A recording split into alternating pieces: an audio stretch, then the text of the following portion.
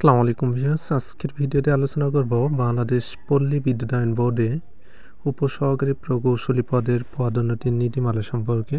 আপনি উপসহকারী প্রকৌশলী পদে যোগদান করে সর্বোচ্চ কোন পদ পর্যন্ত যেতে পারবেন সে বিষয়ে আজকের ভিডিওতে জানতে পারবেন। পদোন্নতির নীতিমালা।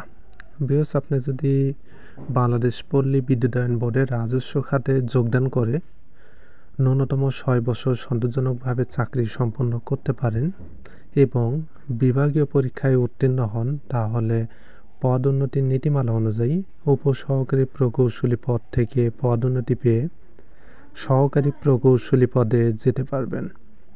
আবার সহকারী প্রকৌশলী পদে ন্যূনতম 5 বছর সন্তোষজনকভাবে চাকরি সম্পন্ন করার মাধ্যমে পদোন্নতি পেয়ে উপপরিচালক বিদ্যুৎ ব্যবহার পদে যেতে পারবেন।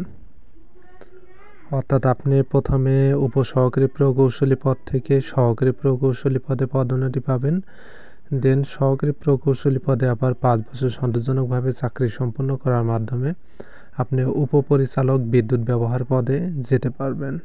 এরপর সহকারী প্রকৌশলী পদে যদি 5 বছর সন্তোষজনকভাবে চাকরি সম্পন্ন করেন, তাহলে আরেকটি পদ উপপরিচালক কারিগরি বা নির্বাহী প্রকৌশলী পদেও পদোন্নতি পেয়ে যেতে পারবেন।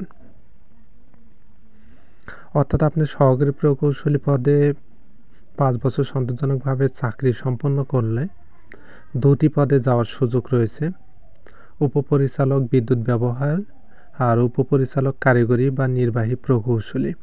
এখন এক্ষেত্রে যে পদে আপনি যোগ্য হবেন এবং শূন্য পদ থাকবে, আপনি সেই পদে পদোন্নতিতে যেতে পারবেন।